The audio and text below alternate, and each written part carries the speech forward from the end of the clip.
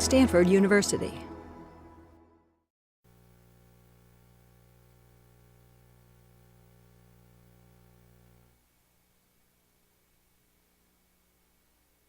It's right on the minute hand, but not. Yeah. Welcome. We're approaching the end of the quarter, and for some reason, the most theory-laden talks are the last two talks of the quarter. Next week will be an extensible grammars, minimal extensible self-compiling grammars, and then algorithmic game theory, which is always fun. As the internet became commercial, it was going to become political as well because, well, we went through mailing lists, point-to-point, and all the other things, but as soon as there's an audience, political activity is bound to follow. And I think we can blame today's speaker for some of that. So any of you who think the purity of the internet was destroyed at some point, whether you call it move on or whatever, well, I'd blame him. It's far too generous. Daniel Kreis. Well, thank you. And first, I want to thank Dennis and Andy for the opportunity to be here and to speak with you all today. The title of my talk is Developing the Good Citizen, and as is pretty clear, I'm going to talk about ways that artifacts are used in contemporary American politics, as well as some of the different types of organization we might be seeing. So I'm going to particularly spend a lot of time today talking about peer networks, so what we think of peer-to-peer types of organizing on the web, and formal organizations. And what I mean by that are formal campaigns, political campaigns. Just a note about what I'm presenting. This is my in-progress dissertation research. So I've spent the last year and a half interviewing a number of high-profile political consultants who have been instrumental in running a number of campaigns from 2003, 2004 on up to today. I also did some participant observation with the Obama campaign as a precinct captain in San Francisco, and then on the ground in Nevada.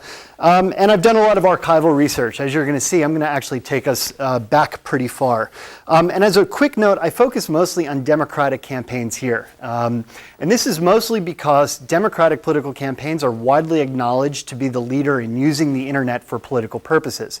Now, the question of why is actually a fierce subject of debate, and I could give an entire talk throwing out some of the reasons. But we're going to have to save that, and I can tell you sort of at the end, perhaps, what some of the new theories are. So for my agenda today, I'm going to start off by just providing a bit of a social theory framework for how we think about political technologies and what they do and how they work. And in the process, I want to take us back to the turn of the last century and talk a little bit about a number of technological shifts we see in the late 1800s and how they fit within changing notions of what it means to be a citizen and changing senses of who are the organizations that play a role in politics. After that, I'm going to jump a bit ahead because I only have an hour to cover about 120 some odd years to talk a little bit about political artifacts, organizations, and institutions as a modern cluster that emerges in the 1960s and 70s. My argument here will be that to really understand what took place in 2007, 2008, we have to understand shifts that happen in the 1960s and 70s in terms of way political campaigns are run, the types of artifacts people use, and the types of practices, what they do with those artifacts in the political field. Then I want to get into the internet, and I'll provide a broad overview from 1996 to 2002, talking about ways in which early campaigns used the internet, from brochureware, which is pretty much just putting regular campaign literature up on the web, to early fundraising attempts by the leader up until 2003, 2004, which was John McCain's campaign, his primary campaign in the year 2000. From there, I'm really going to focus on the 2003-2004 presidential election cycle and then the 2007-2008 presidential election cycles. My argument in my dissertation that I develop is that much of what we see in terms of the particular ways the web is used comes out of 2003, 2004. But the real innovations in 2007, 2008 is how data was processed and collected. And I'll talk a little bit about sort of what the antecedents of that are to bring us up to that point. So, and if we could just hold questions till the end, I'll make sure that I stop and leave us enough time. I will conclude too with some suggestions for what the democratic implications of this are. So what does it mean to conduct a campaign online and on the web? What sorts of participation are we giving citizens? And what sorts of participation might be precluded?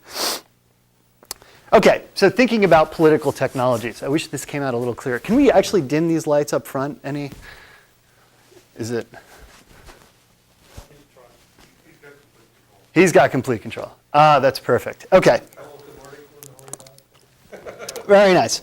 All right, so we want to go all the way back to the late 1800s in order to think a little bit about what it means for technologies to enter the political process. And here we have a series of three relatively simple artifacts. On the left, it's the Australian ballot. In the middle, it's an early voting machine from 1899. And on the right, it's a ballot box. Even though they seem very simple, they were actually completely revolutionary for their time. The artifacts, these three artifacts in particular, emerge over a period of 25 years in the American electoral system. And they're part of progressive reforms. And the progressive reformers were very concerned about the implications of having a fiercely partisan system. So they saw the political parties, which was essentially a patronage system, as being very corrupting to the idea of the voter.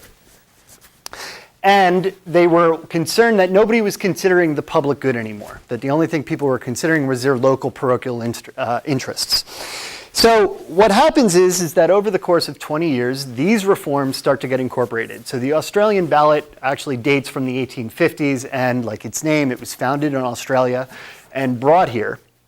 Over the course of 20 years, and because we have a system where each state determines how they vote, it took a while for this to get incorporated. But does anybody know pretty much how we voted before the ballot was implemented? No.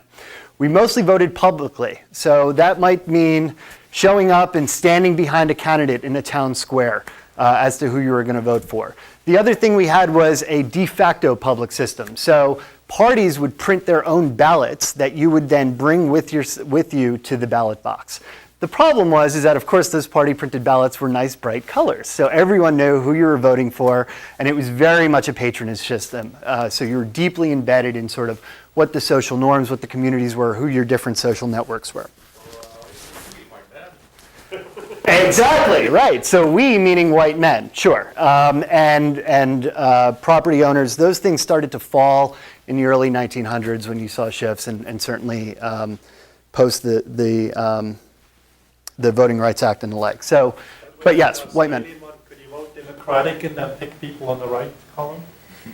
So could you do it? Yes. Okay. Yes. So you could do a crossover ticket. Before you could not, or it was really difficult to do. Right. So it was a single party ticket before that as well. That was another innovation, is that you became a private citizen who got to choose among an array of choices that you had offered to you. The voting machine starts to get patented in the 1880s, and I encourage you, if you have some extra time and want to go back through Google Patents and do a search, these things are fascinating to read because they make political arguments. So a lot of folks talk about how voting machines are developed in order to weed out the corruptive influence of party in the American political process. And one of the notions of the voting machine, of course, was that you could do it entirely in secret. And if anyone is from New York City, some of the machines that you'll see patented in the late 1800s don't look much different from the way you vote in schools today. But they are mostly lever and pulley systems where you could just check off your vote choice and the like. And they could actually be locked. So if a woman, for example, went in but couldn't vote for a national candidate, but could vote in, say, like a local school board election, they could actually lock the machine so the woman couldn't make a vote that she wasn't allowed to make. So some of these systems got quite sophisticated. But again, the idea and the social value of what they were going to do is very well illustrated by this political cartoon from Puck magazine, which was from 1881, and it's called American Invention for Blowing Up Bosses.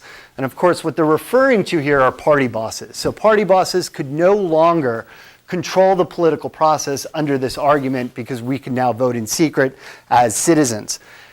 A quick aside is that one of our foremost political philosophers, J.S. Mill in England, of course, actually advocated for public voting for precisely on the opposite grounds. He said that only through public voting could you be held accountable to a wider community.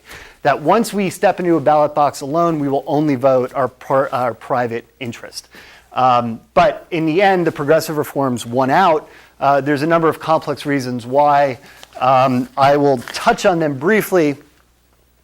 But the point that we really want to get to is to think about sort of what the work of the machines are in the political context during this time. So what lessons can we learn from these old technologies? Well, first, that they're developmented and implemented in a historical and social context, right? So the incorporation of the Australian ballot, the invention of voting machines, certainly was motivated by different historical concerns that were taking place in the late 1800s and were designed to meet particular reformist needs. The other notion is that they're embedded in an institutional and an organizational environment. So I mentioned earlier that these ballots were eventually put up were eventually agreed to by the party. So one of the reasons why they were adopted was because the federal government started to assume printing costs for the ballots. So it just shows you that there are organizational players, and they often help to structure the ways in which things get adopted, even though it might be more efficient. Anybody recognize this machine down here? Computer science people? This is Thomas Edison's first patented invention from 1889, and it was a electronic vote recorder. And one of Edison's colleagues went to Congress and said, here's this beautiful, efficient new way that you can cast your vote. And you know what they said? No. No way. Why? We like it the way it is. We're in. We like it the way it is. One of the things that representatives really enjoyed was the time between when people cast ballots. So what they could do is work on persuading their colleagues. What they felt is that this would disrupt an institutional system that they had already developed for how they would do that. And part of that was horse trading and the like. In any event, I only mean to suggest that these don't get adopted for reasons just because they might be more efficient, but that they are also embedded within existing systems and certainly fit within that. Finally, they help hold political relationships in place. What do I mean by this? Every time we vote using a voting machine, we are in effect acting out what reformers at the turn of the last century, felt was our duty as a good citizen. So it encodes and structures a particular relationship we have with the political system. It helps hold our relationship to the American government in place in that way. And as such, it proves durable. So every time we walk into every time we walk into a voting booth, not only do we actualize this, but other technical systems and other artifacts are built around that. So let me show you what we mean. So here I'm going to take you from Herman Hollerith to a modern day legislative mapping program. And everyone knows, I'm sure, who Hollerith is. But this is his electric tabulating system that he developed for the census. Around the same period of time, it developed over the next couple decades up until the 1920s. But the notion is that he could process large amounts of census data. And the census was a huge problem for Americans as the nation was growing. It took basically, I think, I don't remember the exact figures, but Columbia University has a wonderful website devoted to Herman Hollerith, where you could go and read some of his initial patent applications. And one of the things that he said was that our census was so out of date because it took so long just to crunch the numbers. So one of the things that the Hollerith census data did was help standardize and measure and count the electorate and who was living in the United States. So if we think about the census in conjunction with some of the other voting technologies I was talking about earlier, we start to see a very important movement in the course of the 19th and the 20th centuries about standardizing the electoral process. So things become increasingly about computation. They become about calculation, and they become about managing large quantities of data. To preview my argument a little bit, this is going to become really the key innovation of 2007, 2008. Sort of ironic that what Barack Obama was able to do really had roots in sort of calculative practices that stretch back over 100 years. This is just an example of a modern system for drawing a legislative district. The census really enters the electoral system in the 1960s when the Supreme Court says that districts have to have equal representation.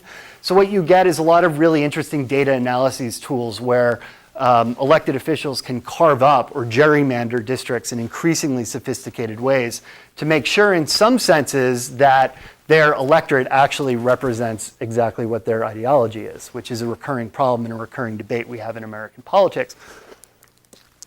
But for this to be possible, we have to think of a long chain of innovations that come with standardizing counting practices in the American political system. Okay, so I want to jump ahead now a little bit to the 1960s and the 1970s. And in essence, I want to talk about one of the other tributaries to contemporary political practice. And I want for the rest of the talk for us to keep three things in mind. The first is artifacts, sort of what sorts of technologies and tools are we using, organizations, who are the big players in the political process, and institutions, or rule-bound ways of doing things, right? So the picture on the left is a picture, of course, from the Kennedy-Nixon debate in 1960, largely seen as a watershed moment for the power of the one-way medium of television broadcasting. It was an effective and widely used tool for political communication since then, so effective that the next televised presidential debate didn't actually happen until 1976 with Ford and Carter, because everyone was scared to appear in this new medium because of what it perceived to have done to Nixon. The second in the middle is the 1968 Democratic Convention in Chicago. Of course, this picture is made all the more poignant because this is Grant Park. This is where Obama gave his victory speech on election night. But this is a scene of protests. And as a result of the protests that happened in 1968, political parties changed the way that they conducted their primaries and their nominating process in very consequential ways. And I'm going to detail those in a minute. The third is direct mail. So we tend to forget about direct mail, but direct mail was made possible by a number of innovations in computing technologies in the 1970s, again, that enabled parties to store much more data on the electorate, including consumer data. And the Republicans used this to really great effect in the 1980s. And one of the practices that we'll see again emerge with the internet is narrowcasting. So the idea that you're able to segment a particular part of the population who you believe have certain characteristics and appeal to them directly in a political communication sense. Those three things together bring us to the rise of political consulting. I'm going to go a little bit quickly here, but political consultants are still immensely powerful and important actors in the political process. Although with the internet, we tend not to think about them anymore, but I'm going to try to challenge that view in a little bit. So why are these three things important? Well, 1960s and 70s, we saw changes in the way the party primaries were conducted. This is the McGovern-Fraser Commission. Basically, they wanted to add more democratic legitimacy to the process. No more smoke-filled back rooms. And one of the things they moved to, both parties, although the Democrats more, was an open primary system so that voters would have a say in who the parties were putting forth as their candidates. Along with that comes an extraordinary opportunity for political consultants to now serve independently of the party. So John Kennedy actually started this shift where in part it was broadcast media, but also there were other innovations in technical practices where with increasingly sophisticated polling, with increasingly sophisticated data on the electorate, and with increasingly sophisticated narrowcasting and analytical tools to work with data, you saw the rise of specialized political consultants. And specialized political consultants who could basically handle each one of these types of activities, these technical activities, and at the same time, because we are now directly electing people, candidates essentially could set up their own autonomous consulting organizations for the first time. So in a competitive primary with 5 or 6 candidates, each would hire a group of consultants who were in the field who would offer their services to the highest bidder. And this stays with us in a big way, as you saw during the 2007-2008 primary process. So I talked a little bit about that. Independent political professionals, again, sort of really come on the field at this time. And again, they do everything from image consulting on down the line to general campaign management and working with data. So let's shift now a bit into talking about the internet and the political process. This is Clinton Gore in '96. I love this. And we'll talk a little bit about sort of what early web pages look like. But more generally, the meta argument that I want to make here is that you begin to see a convergence of broadcast and data technologies during this time. And this is what makes the internet really powerful, is that it's a way to both communicate and generate data simultaneously on the electorate. So, as we stay within Bill Clinton, this is Clinton Gore 1996. Keep in mind, 30% of the public had internet access at this point. Some of the types of content that were featured here, well, the text of speeches, pretty much verbatim, in a simple HTML document. You saw biographical sketches of the candidates, and some volunteer information. So how to call different state offices and find more information on how to go canvass for Clinton Gore. There were some email links. Email was often not returned from candidate offices. The pages were very infrequently updated. And it was, it's estimated that Clinton Gore raised $10,000 online during the 1996 election. So you see a sea change happen in the intervening years. So the political web, 1996 to 2002. Interestingly enough, some academic has called every election from 1996 to 2004 the first internet election. It pretty much stopped after 2004. But what you do is you actually see pretty stable practices from 1996 to 2004. And I'm going to summarize them here. Of course, this is, I'm glossing over a lot of differences in the way each campaign used the web. But these are general trends that we saw. The first is that it was a broadcast medium. So a lot of the same approaches to television advertising folks were taking with the web. So ways to communicate information to voters. And so much was this so is that we actually called this brochureware. And this is basically taking their regular, 3-part flyers and putting them up on the web. What's interesting is that early campaign consultants working on the internet thought that the key innovation of the internet was as an appeal to undecided voters. So what they thought is that undecided voters would go to the candidate's website, and like the good private citizens they are, they would search out as much information as they could possibly find on the candidates and make a rational choice in terms of which candidate better fit the policies that they wanted to see enacted. Needless to say, that notion falls pretty hard by 2003, 2004, when consultants find out that the internet is much better as a mobilizational tool. In any event, so the 1999-2000 election is a really big moment. So we see the first breakthrough with fundraising. So John McCain actually is the one who does it. He's considered the innovator in 2000. He raises $1.4 million in 3 days after he wins the New Hampshire primary. This broke every record in the book at this point. Is what? You have the Moore's Law fundraising? I don't. I actually wish I put that graph together. It would be quite extraordinary. So the fundraising was a big thing. Overall, McCain raised $6 million total in the primary online. Gore raised $10 million online for the general election. 2000, we also start to see banner advertisements, so synced to cookies. John McCain, again, is sort of out front at internet advertising and takes care of that. Email begins to emerge as a powerful tool. And here's where you start to see your shift of how campaigns are going to communicate over the internet. So emails start to be used as a tool for encouraging and speaking to supporters. This, MoveOn.org had already pioneered sort of this email system that would really come and enter electoral politics in 2003, 2004. But in 1999, 2000, email is starting to see as a really good way to communicate with your supporters who go to the website and add their email list. Volunteering online, we begin to start to see some social practices of volunteering happening online. And what I mean by social practices is that campaigns would pass around, say, an audio clip and they would encourage their supporters to send that audio clip to their friends. Baby steps in this direction of what we would see as like full-blown social networking programs by the end of the decade. But the practice is there, the idea that people can connect with one another and through networks affinity spread political communication.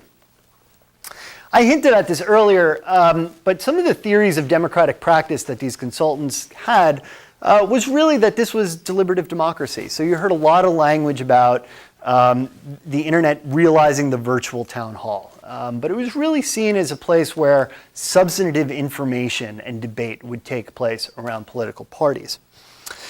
Disintermediation and diversity, anyone I think is probably familiar with these claims. They're still with us. Cutting out the middleman, particularly professional journalists. I can assure you there was hand-wringing over politicians directly communicating with people in 2000, as there was, of course, as there is still today. I don't think this really happens, and I'll talk a little bit why in a minute. And diversity, the idea that there would be much more outlets of conversation and talk happening online.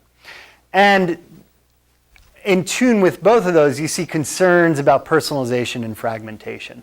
So this is the famous Cass Sunstein argument in Republic.com. Cass Sunstein is a lawyer at the University of Chicago, now in the Obama administration, I believe, but had written about how personalized the Daily Me, that you would just have a very tailored news report that you were getting at you and you wouldn't enjoy or be in a deliberative wider conversation, et cetera. So somewhat contradictory with this notion of deliberative democracy, but there were always these fears that there would be fragmentation of the polity.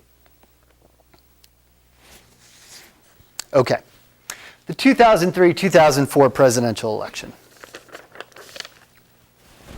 This is really the first internet election, or this is when people stopped claiming that they were first. Is it? Oh, right, exactly. Right, we might have had the first, yeah, right.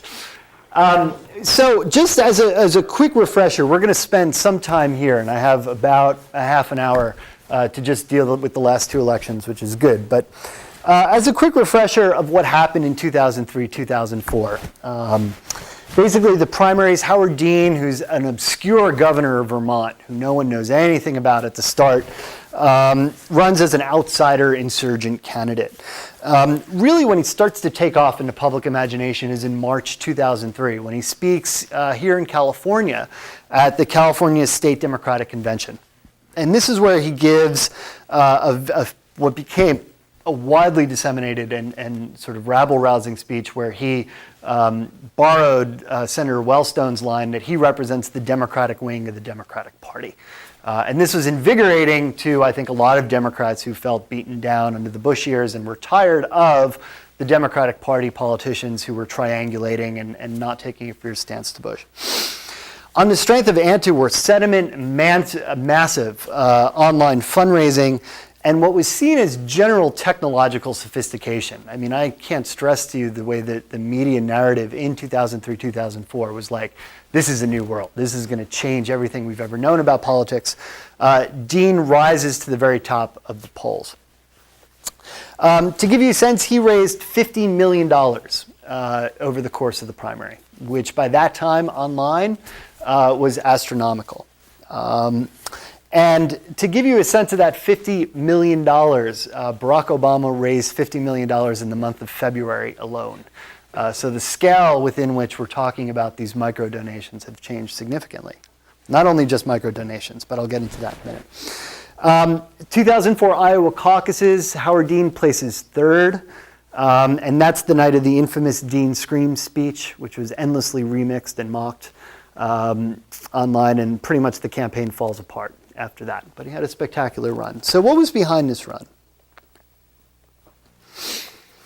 Well, first is that it wasn't all the formal campaign, at least at the beginning. So really in 2003, 2004, we see two things emerge. The first is the blogosphere, which is sort of known as sort of the universe more generally of political blogs that exist out there.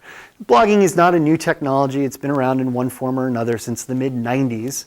And there's a lot of debate over what exactly a blog is, but the general practice of interlinking and writing posts in chronological orders, of course, is not necessarily new, but it did have new public visibility in 2003, 2004. The second aspect of that is the netroots, which refers to online progressive Democratic Party activists. They were very active in this cycle and had also a newfound visibility. Well, why are they important?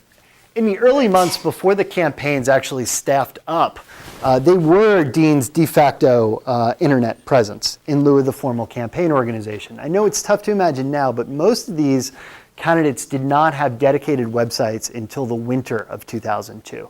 So in all those intervening months, the only people who were really representing these candidates were these online supporters, operating entirely independently. Even more unheard of now, there was no way to donate online for any of these candidates until late 2002. So the cycle was much shorter than it is now.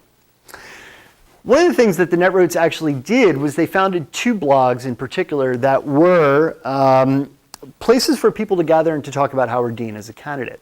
And there was a little commercial site called Meetup that was looking to talk to someone in the Dean campaign organization about cutting a deal to use the service and to feature the service for political gatherings. Does everyone know what Meetup is? So Meetup was right. So you can meet online and then you would basically do a gathering in person somewhere. And Meetup offered the service to every campaign during this cycle. And only Howard Dean took advantage of it. And they took advantage of it because when the Meetup guys contacted the Dean campaign, they actually contacted the Netroots folks who were running these unofficial blogs. Those blogs eventually, through channels of folks who have become, who eventually went on to go consult for the campaign, but they convinced the Dean campaign to start using Meetup, and they were the only ones who used it initially. So they were important at finding things like that. There was also the Draft Clark movement. I'm not going to get into them, but they were enormously successful. It was a cluster of different sites that were set up to draft retired General Wesley Clark into the presidential race. They were ultimately successful at that, and they garnered millions of dollars in pledges for Wesley Clark and thousands of volunteers so that the campaign was able to raise $3.5 million in the first 2 weeks after he announced. So some of the technologies that get developed by the Dean campaign, and one of the interesting things is that it was the campaign strategy to develop social technologies in order to help bring all of this activity that was going on online into the campaign. And the notion is that once they could centralize that and bring that in, they could better sort of get folks working towards what the campaign needed done. So to that end, the campaign launched the first political blog. They launched remember this is pre-Web 2.0. Web 2.0 doesn't get coined until fall of 2004. The big social networking technologies was Friendster at that time. They developed Dean Link, which was basically modeled on Friendster. It was a social networking platform where people could have friends and plan events for Howard Dean.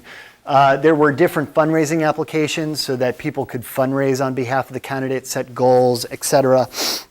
And there was Dean Space, which was like an open source web technology. It was built on Drupal. But the idea was that any Dean group across the country could easily set up a website. So I could be Stanford University graduate students for Dean. And I would be able to download a template and set up a website really quickly and start organizing my own community.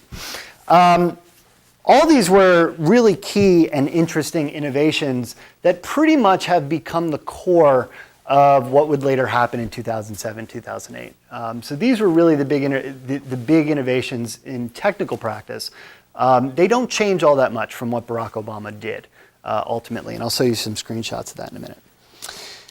The interesting thing about these tools was, as political scientist Matt Hinman at Arizona State University calls it, is that they are done to serve institutionalized back-end practices. So what do I mean by that? Well, all these volunteer activities and all the use of these new tools are directed to some really old campaign activities. So fundraising was incessant.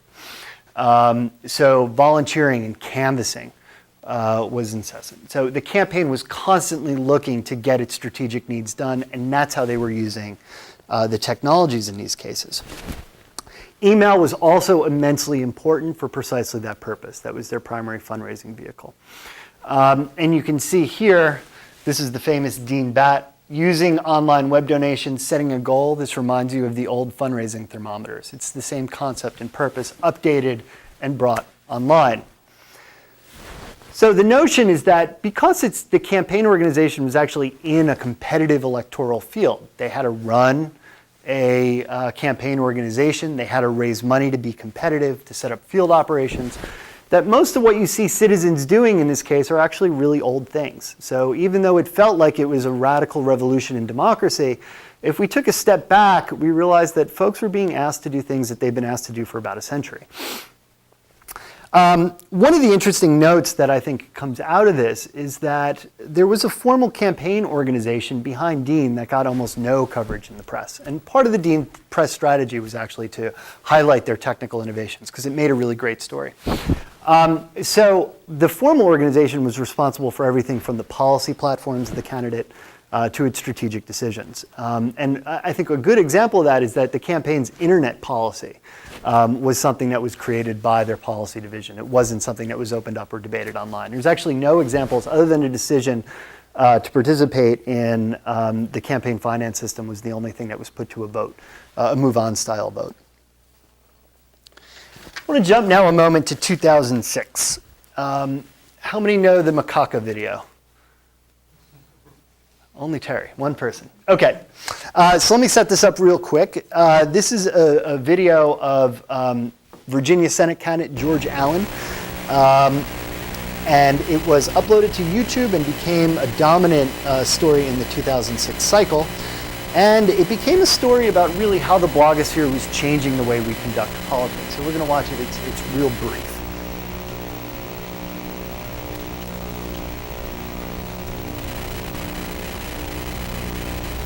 My friends, we're going to run this campaign on positive, constructive ideas. And it's important that we motivate and inspire people for something. This fellow here over here with the yellow shirt, Macaca, or whatever his name is, he's with my opponent. He's following us around everywhere. And it's just great. We're going to places all over Virginia. And he's having it on film, and it's great to have you here, and you show it to your opponent. Okay, well, we're frozen. So, the person he was calling Macaca was a high school honors student from Virginia who was a volunteer for the Jim Webb campaign, Allen's competitor, to go and track and film everything that George Allen said at events. So it was precisely to get him in a moment where he would make some sort of gaffe. So Macaca was widely debated as to what it actually means. And it was referred to of it being a North African slur for a derogatory term for monkey, basically.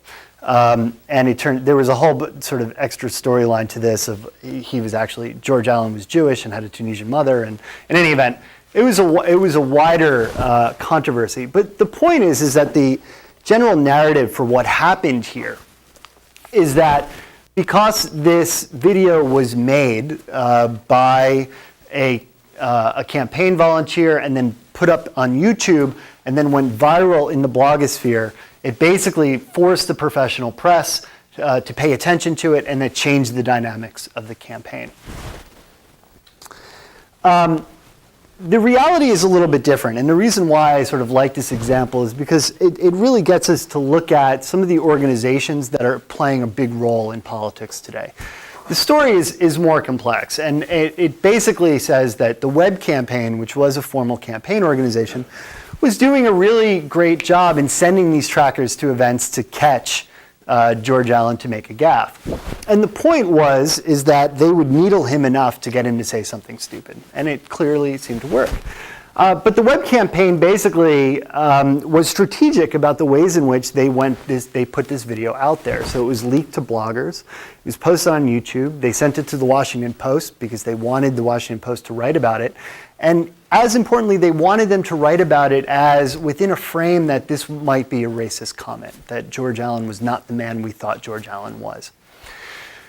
After it made it out there, what we saw was a really interesting interaction between bloggers, the professional press, and political actors. Together, all three of them produce sort of what the dominant frames of how we're supposed to interpret a story. So this isn't a really simple narrative of how the internet is bringing about disintermediation. That actually, elites still play a big role in these sorts of stories. And campaigns certainly are learning about how to use and how to interact with some of these new players that are out there. So let's talk a little bit about Barack Obama's campaign in 2007, 2008. Again, we want to leave three things open here: the technical infrastructure, what the organization was doing with these technologies, and the peer networks or other sorts of organizations that were around the campaign.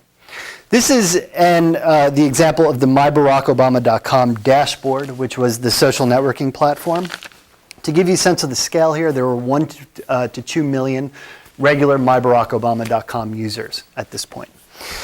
This as a system was actually developed by a firm that comes out of the Dean campaign, Blue State Digital. A bunch of the Dean Internet team founded a consulting company after the election. They ran a prototype of this for the Democratic National Party called Party Builder, which was basically a social networking platform, and then they brought it on over to the Obama campaign. So this had been around and had been tested in different variations before, but certainly not to the extent that it would be used during this election. So some of the functionality here, and again, note how similar it really is to a less sophisticated version of some of the Dean things I talked about. Folks could plan events for Dean. You could see, you can plan your own event, you can attend events, you could see events that were happening near you. It was very sophisticated in that sense. You could call registered voters. This was a step forward in terms of the making available of data that you used to have to get trained or get walk lists, now that this was accessible online. So you could call voters through your myBarackObama.com profile. You could comment on the campaign's blog. You could set up your own blog. You could set up a fundraising page. You could, and so some of the fundraising, it was estimated that about $30 million came from personalized fundraising pages set up on the system. You could join groups, you could have friends. You could actually, I think this is neat, you actually earn points for all your campaign activities. I don't think you ever actually won anything with that. I think that was sort of one of the things they were testing out. But you could see sort of where you stood in that network of 2 million people who were using the website. One of the things that this platform helped do, not just enable people to make an extraordinary amount of calls, and I'll talk about sort of how that data got stored, but it enabled, because we had a really long primary, places where the campaign wasn't already set up and on the ground, folks actually used this to set up mini campaign, unofficial campaign organizations on the ground. And then what happened was once the primary shifted, the campaign could actually send staff resources in and help take control of that and guide that. So some folks talk about how that was a big step forward in terms of this campaign, was giving them the organizational capacity to sort of handle a really long fundraising season. So I already talked about myBarackObama.com. Email is still enormously powerful. Pretty much everyone says that this was the big fundraiser for the campaign. They had a 13 million person list. It was the primary vehicle for fundraising and messaging. And again, it's still mostly used as a one-way mechanism. You can't reply to the emails sent out by the Obama campaign. You didn't get a response. And there's some really interesting implications about where the political data for all this goes. I'm actually doing a side project with another professor here that's looking at sort of US regulation. But the general sense is that all this private data is very unregulated. And campaign organizations are pretty much free to do what they want with these types of personal contact data. But that's a separate talk. We also saw more mobile technologies. Dean actually was thinking about this. Certainly it wasn't advanced in 2003, 2004, but it's here now. There's the way that they used Joe Biden's announcement to get people to sign up and to give them their mobile technologies. It was mostly used for geographic location functions. So for example, if you were in California, they could text you and tell you that today's primary day. They could even send you your precinct location, et cetera. Or if there's an event that's somewhere near you, you might get a text about something like that. And it was an opt-in system that they used. Databases are the real innovation of this campaign. And if we want to think back earlier to the very, very, very beginning of my talk about some of the ways in which over the last century we really standardized the electoral process in terms of having a better sense of where people live, what they do, how often they turn out to vote, et cetera. So their voter database was really the result of an effort by the Democratic National Committee after Dean assumed chairman in 2005, and private firms, in particular one, Catalyst, that looked to create a really truly democratic national voter list. Republicans were much sooner in this area, as early as 2002, had a national voter list called Voter Vault. And the Democrats basically finally caught up with the Republicans on this. And what sort of information did it include? Well, all public data. So what party you're registered as, where you live, whether you've turned out to vote in the last couple of years, et cetera. Yeah? So, like, where are you getting that kind of information? You mean So that's- directly from the Democratic Party, the Republican Party? So that's public information, and you get that from the Secretary of State. I seem to recall reading Datamation in the 70s. They actually did articles on the use of things like mainframes at the parties. Yeah. The Republicans were very, very sophisticated. I mean, they went out and purchased mainframes and the Democrats didn't want to do this because this was seen as, it's an affront to labor. A privacy or a, right? No, it was an affront to labor because the machines were going to take our jobs. Was the whole thing. Interesting. Well, they don't have qualms about doing it now. So, we've caught up. And certainly, yeah, as I said earlier, direct mail basically depends on having computers that can run that sort of data. This is just much more sophisticated now. This is public data that they get. Yeah. One of the challenges, too, is being able to maintain that data with some kind of currency and the cost associated with that. Yes. Right. Okay. So here's where we start to get in. So what gets interesting? Or the 2-year gap. Right. So what are the ways they'll bridge that? So one thing they do is they combine this public information with commercial data. So commercial data services are all over the place, and it includes everything from the magazines that you subscribe to what you buy when you swipe your Safeway card. All this is being traded somewhere in databases that are combined with this public voting data, right? The other ways that you keep it really current is through canvassing. So it's estimated that voters gave Obama organizers about 223 million different pieces of data over the course of the election. What does that mean? Every time I called a voter and I said, oh, what issues are important to you? There was ways for me to log that into a central database that updates a voter profile. So that's one way you keep it current and distributed. The other aspect is the supporter side of things. So one of the things that the campaign was really good at doing was keeping track of the activities that U.S. supporters engaged in. And then what you could do is telemarket those people or email those people and ask them to get more involved as a motivational tool. So it was ways to identify your really key top voters and to get them much more engaged. I want to talk a little bit, so how did all this work? And sort of I described some of this, and this is sort of my crude little model of how all of this came together. But it basically shows how this was a system that really integrated political databases, what was going on online, and the field operations of the campaign in really sophisticated and new ways. So for example, the supporter in California uses myBarackObama.com to make a phone call to a registered voter in Nevada to get them to vote early. That outcome is logged onto myBarackObama, which then goes right into a campaign database. That database in turn records the supporter data, right, of everything that they do. One of the things the field organizer in Nevada can do is look to that campaign database, see who needs to have their doors knocked on. So one of the great things about Nevada is that it's a vote early state. So it's really easy to tell when somebody has voted or not already by just making a quick phone call. So one of the great things is that they would then deploy field volunteers to say show up right at their door and say, oh, I have down that you haven't voted yet. And the voter might say, God, you guys were here yesterday. And the response would be, well, we're coming every day until you vote. And it was a real effective system of getting people to vote early because they're banked votes. The campaign wants to get as many people in as possible. So again, needless to say, all those outcomes are being recorded into the campaign database. At the same time, the campaign headquarters in Chicago is monitoring all this data. So they're looking to see, are they meeting their targets in Nevada? Are the field organizers do they have the people they need? Are our super volunteers contacting as many people as we hope they're contacting, et cetera? And that's one way that they can sort of keep tabs in good numbers and make decisions. So where are we going to be competitive? Where are we going to send the candidate?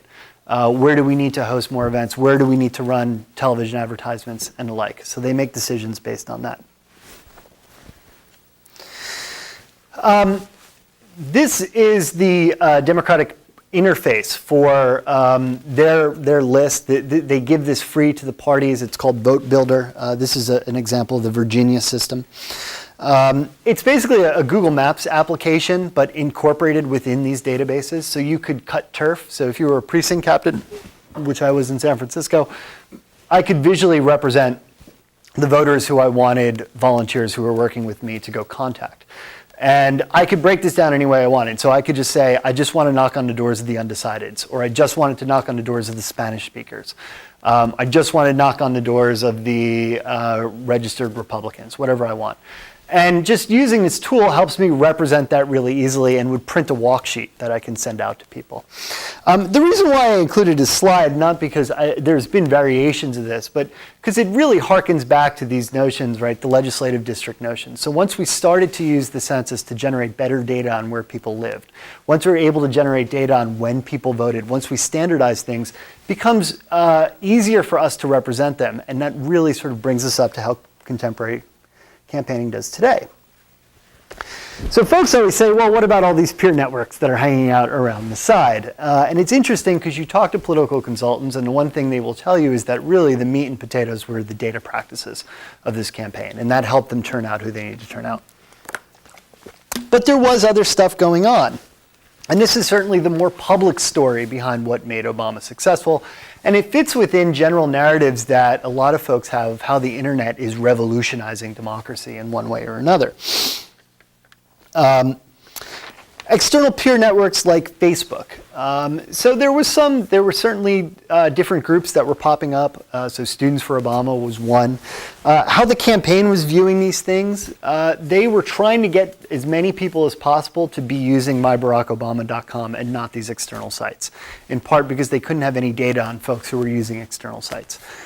They could capture data on people who friended the campaign, and they did, according to journalistic reports that came out.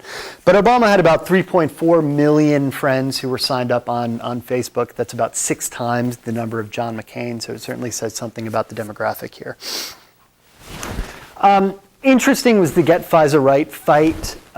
This was the argument over the Foreign Intelligence Surveillance Act. This was the primary candidate Obama said that he did not support retroactive immunity for telephone companies that might have illegally wiretapped under the Bush administration rules. As a general election candidate, he flipped his stance on that. People were upset.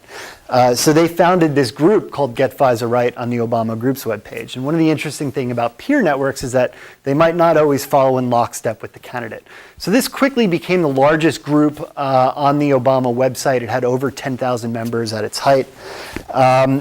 And it was supported by a whole bunch of other stuff. So there was a Facebook group, there were external blogs, there were YouTube postings and the like.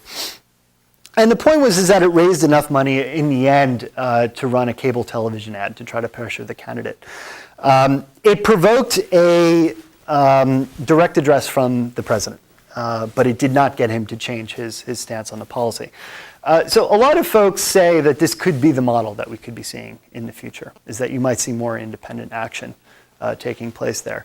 I don't know. I'm not sure. I mean, it was one of the things that was interesting is that even within that policy pressure, still folks who were using the Obama web tools wanted to see their candidate get elected. And I think that was the first priority. Finally, YouTube. And YouTube was extraordinary this season. In part because, again, one of the narratives about YouTube that you hear a lot about in the press, and I don't just mean to set up a straw man, but in the academic literature as well, that it's really amateur hour, and you know, anything can go viral on YouTube. And I tried to challenge that a little bit earlier with the Macaca video. But YouTube during this election cycle is interesting because the main ads that got widespread distribution were produced by political professionals of one stripe or another. So I'm thinking about the Vote Different ad with Hillary Clinton, and riffing on the famous Apple ad was produced by a political consultant who worked for Blue State Digital at the time. The Yes We Can video was produced by will.i.am, who is a celebrity musician in his own right. And YouTube was really used more as an alternative distribution system for each individual campaign. And the numbers here are striking, and I think that this is an important shift in its own right. Obama's videos had 50 million views in all. And when you actually go and you look at the numbers, YouTube only counts somebody who watches the whole thing all the way through. And some of the speeches that they've watched for Obama were 30, 40 minutes long. So the fact that people were just sitting there and listening to political oratory and finding an alternative distribution mechanism for that outside of professional press, which was doing sound bites, I think is significant in its own right, and certainly something to watch. And that's really interesting. That said, it was more interesting from the standpoint of really being a tool for the campaigns themselves, as a different way to get their message out and get their supporters out. So I'm going to skip over that YouTube video and wrap up here. One of the things that I wanted to talk about a little bit, but it's a little bit peripheral, is the ways in which social networks online, peer networks online, are driven by affinity. So this comes back to the notion that people are using the web and spreading videos within their social circles. So it tends to be people who have who have the same political leanings. It's not those undecided persuasive appeals. So when we think about new media and political practice, to conclude, we always need to consider the way technologies, organizations, and political institutions interact. So there's larger organizational players, there's larger political institutions, such as the way we vote, and there's layered technologies. So a lot of the innovations that we saw were also built on earlier things like census technologies that made them possible. And in that sense, they sort of give a certain durability, and things get built on top of one another. It's not like the internet just came in and changed everything that we think about. Some of the initial assessments, elites and formal organizations are still important, and still very important. And they tend to drive the uptake of new media and help structure what people do and how they participate. As I said earlier, this is a system of electoral campaigning that's been with us for a while, and people are encouraged to participate in things like competitive electoral politics. But this is certainly not deliberation. And it's an open question whether this might give us better policies and the like. That said, the depth and breadth of citizen reach has been greatly extended. And the fact that I, as a supporter in California, can be making calls all over the country on behalf of a candidate is genuinely new. And the fact that I can give money in small donations, that the information cost of that has fallen so much, is genuinely new. So it certainly seems like there is new avenues for people to participate in one way or another. And I touched on this throughout, but the implications of democracy, I think, are many, particularly when we talk about things like political surveillance. So with these massive databases, how should they be regulated? Is narrowcasting something that we should be worried about as a polity? Is it enough for us to just say, well, the internet makes it better than broadcast media? Or do we need to actually start to stop and think of what might be some alternative systems? It certainly answers questions like whose voices are heard. So bloggers tend to be, as recent research suggests, a pretty elite bunch who are actually have more education credentials than professional journalists do. So we tend to be hearing from the most involved sectors in the society already, and that's certainly something that we need to think about. And finally, I think we need to think just a little bit more about what is the nature of political representation. Are we seeing larger shifts in the representative system? Are we seeing more direct democracy? Or are we seeing something a little bit different, something a little bit more where electors, through these data practices, can be asked to represent, in a sense, their own politicians or their own elected officials? So in any event, just to conclude, I think we need to keep these things in play. And again, my dissertation research is in progress. But these are the sorts of questions I think that we should be asking of the internet in electoral practice. And I think the narrative that's been certainly around sort of this radical participatory democracy is a little bit inaccurate. So thank you, and we can ask questions.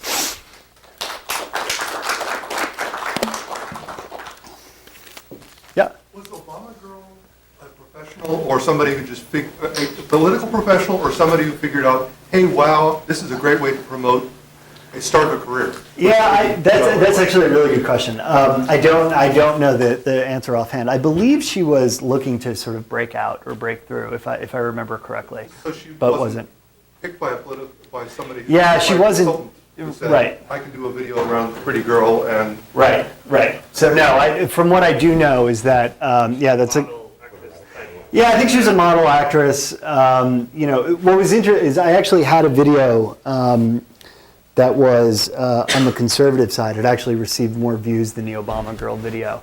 And it's funny because when you talk about it, Clay Shirky actually first brought this to attention, but like nobody had ever seen it because it only traveled in like conservative networks. But that was produced by a professional. But I think you're right. I think the Obama girl would probably be a counterfactual to my case of something that was able to be leveraged. Well, it's an example of a strange form of participation. Right. That somebody says, oh, wow, it's a political campaign. Just like I said at the beginning, politicians show up wherever somebody that has a crowd. Well, wherever there's a crowd, somebody shows up to sell something, and she was trying to sell herself. Right. So wherever there's a crowd, somebody who wants a crowd will show up. Yeah. Yes, that's very true. So one of the things the internet is very good at is letting you talk to people who already agree with you. Do you see anything going in the other direction where the internet is actually making it easier to talk to people who don't agree with you already? Yeah, I mean, I think what we need, the way that I would answer that is that, I think what we need is more forums and spaces set up that sort of structure that in a way to happen. So one of actually my To call that a newspaper. Well, what's interesting is that people somehow stopped talking about media reform, right? Once the internet came around, and it's almost like everyone can participate now, so there's no need to think about Internet reform. Right. But there are, I think, we've let an opportunity sort of go by of saying that like there should still be shared spaces that we should somehow create and convene where people can meet in some ways and deliberate. Within the communication department, Jim Fishkin runs Deliberative Polls, which gets at this and does some work online. And I would certainly say that would be sort of a good model. Well, even in technical, that problem transcends politics. Even in technical mail lists, there's the problem of inviting members that don't agree with the main line of the mail list. Right. And that problem hasn't been solved either. I don't know how to solve that one. Well, we have it in the game domain. People fighting each other, so we need the equivalent battlefields. Mainly in the game we have. There is a counterexample of this. Yeah. And that's that, I forget exactly which election cycle it was, The Guardian, a British newspaper, was giving out phone numbers for an Ohio district and trying to persuade their subscribers to call Americans to change their minds about I something. remember that. That was the second Bush And election. that was perhaps the best way of convincing of strengthening your opponent's resolve. Because, who wants to be called by some Brit Exactly. being told how to vote? Exactly. And actually what's funny about that too is that so one of the common things that you hear about the Dean campaign in Iowa is that they use the internet to bring all these people from California into Iowa to go knock on doors. And they tended to be really young and, they were from Berkeley and, they had colored hair and piercings. And, for your Iowa resident, it was like, well, I mean, so, and that's something that a lot of the field staffers in Iowa would say is that, the internet actually, in this case, facilitated a bunch of folks coming in who in some ways might have worked counter to what we were trying to do. What was your experience in Nevada? Which small towns in Nevada did you visit? So I was in Reno, so it wasn't exactly a small town. But it is, they basically ask you to take off identifying clothes and plus they're used to California, is right. People hop the border to go gamble and the like. Yeah. Oh, I was just going to play off of your comment, I guess, about the sort of nature of debate and participation.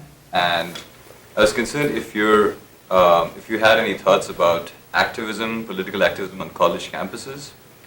And there's been an argument, there was an editorial a while back, I'm blanking on the name, but this guy was essentially walking around a college campus, I think it was Brown, and commenting on the fact that there was very little overt sort of political expression Activity, compared to, say, 15 years ago, right?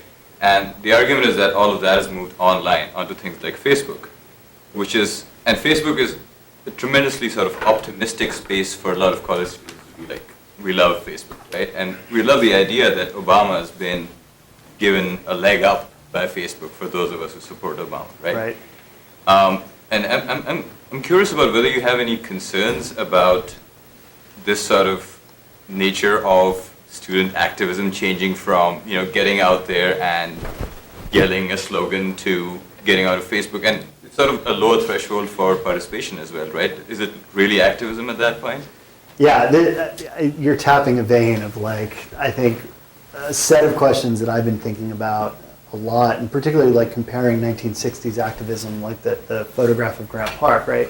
In the 1968 Democratic Convention, where people took to the streets and they got bloodied and they got their heads bashed in. Some got killed. And some got killed, absolutely. And they all were subject to the draft, at least the males that I saw. Right, and it was, so there's a lot of things at play. That would be the biggest stimulus to student activism, would be, of course. Was subjecting people to the draft. So there's a lot of things at play here. There have been academic critiques that say, this is push-button activism, that it's very low information, so it essentially becomes meaningless.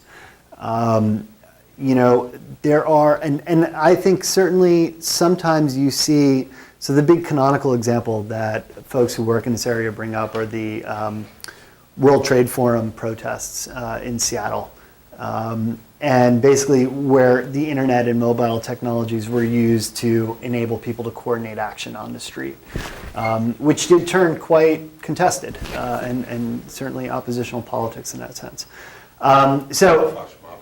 Yeah, so sort of or what Howard Rheingold in our department, would call a smart mob, or so activities that could take place there. I don't know. I mean, I don't have any great answers to that.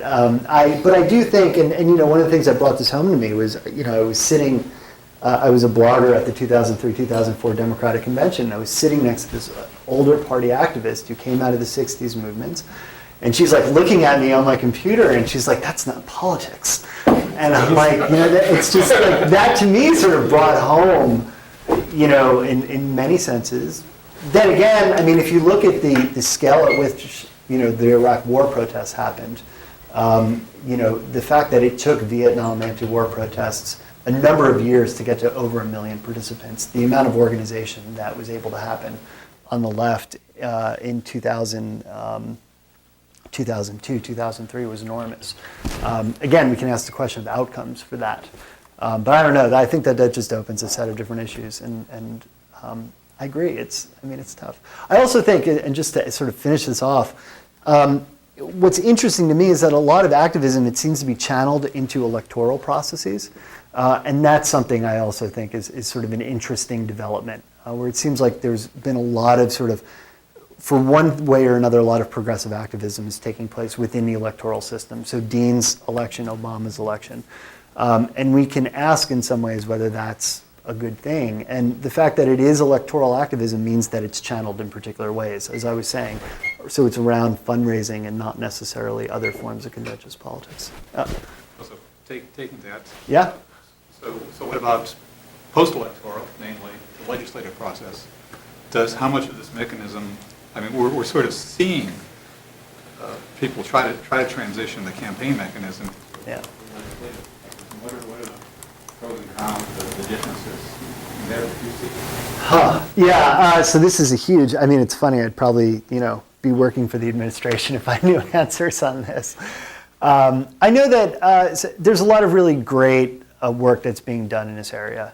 Beth Novak, who's at New York Law School and has been visiting in our department over the last couple of years, is thinking a lot about this and was involved in the Obama transition about ways to leverage social media to get input into legislative processes.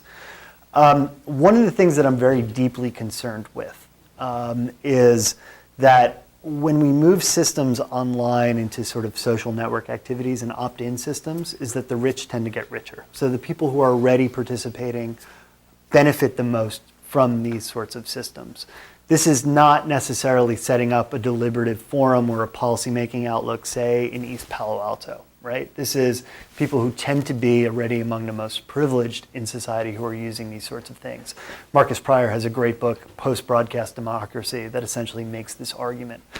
So that's one of my biggest fears, is that the more we shift things online, the more we self-select. Yeah? Well, of course, you mentioned privilege, but then, of course, there's stupefying wealth. That, if you look at the plots. Anyway.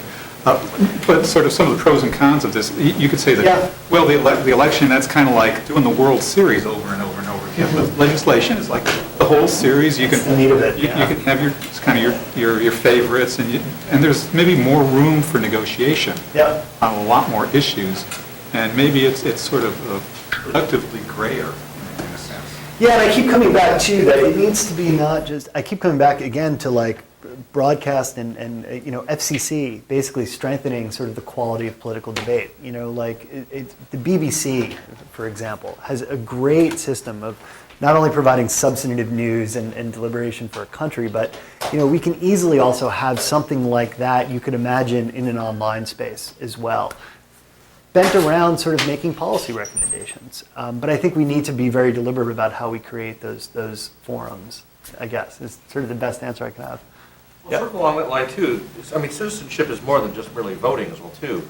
One of the big things that people tend to forget is, along with voting comes jury duty, which actually is a form of voting as well too. And of course, a lot of us like to get out of jury duty, of course, causes things like liability. Yeah, absolutely. As well too.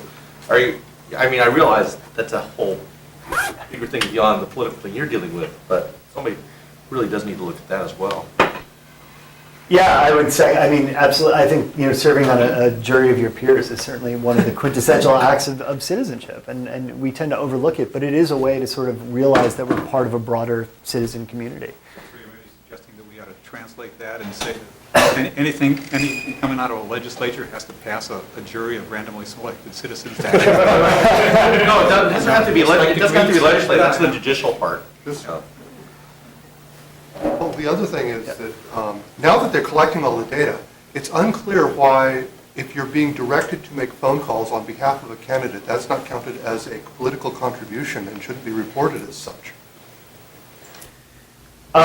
You mean an in-kind contribution? FEC reporting should come in here somewhere. I don't know the law enough on the FEC side to say what volunteering in that sense is. My guess. So there's a tension here, right? Because the tension with narrowcasting these sorts of things and data with these sorts of things is that, on the one hand, privacy advocates will say, the massive amounts of data that's being collected by the state is a problem. And the fact that it sort of exists in this legal gray area where Obama can't use it as president but can use it for his next campaign is also, it's an issue and it's a gray area. At the same time, money in politics and money for things like these systems of broadcast, these systems of narrowcast, is what get people out to vote. It's what mobilizes people to turn out. And money in politics, helps make people actually care about the issues. And I think that's one of the big trade-offs that we make here. So a lot of folks will argue, well, why can't you target someone based on the fact that they own and that they're a member of the NRA, because that will help them express their political preference. So I think there's arguments on each side. I would just love to see more transparency in the system. Like, I want to see what information folks have about me. There's no clear way to do that, and there's really no regulation to do that. But I want to be able to find every data point about me that exists, or at least to know who owns it. Yeah. Well, the military calls that situation awareness. Remember, the internet was the DARPA network. Some of that was really the original purpose. So now we need the civilian version of that. Of that, yeah. And all of this stuff is there. Bob Connell, I heard the project managers. That's some of the things we were thinking of. Yes, that was a bit too early. Right. We didn't have digital signature. It had our contract was actually written on something. Right. We bitched about that. No, but The equivalents are all there. So let me give you just a very simple-minded sounding question. Why can't we do internet voting? We're past. I mean, it's clearly somehow related to this, and yes, there are all kind of issues. But in some sense, it seems to me, this may be sort of acting, this side may be acting more like a parity bit on the voting process. I don't know. I don't have an answer. For more, please visit us at stanford.edu.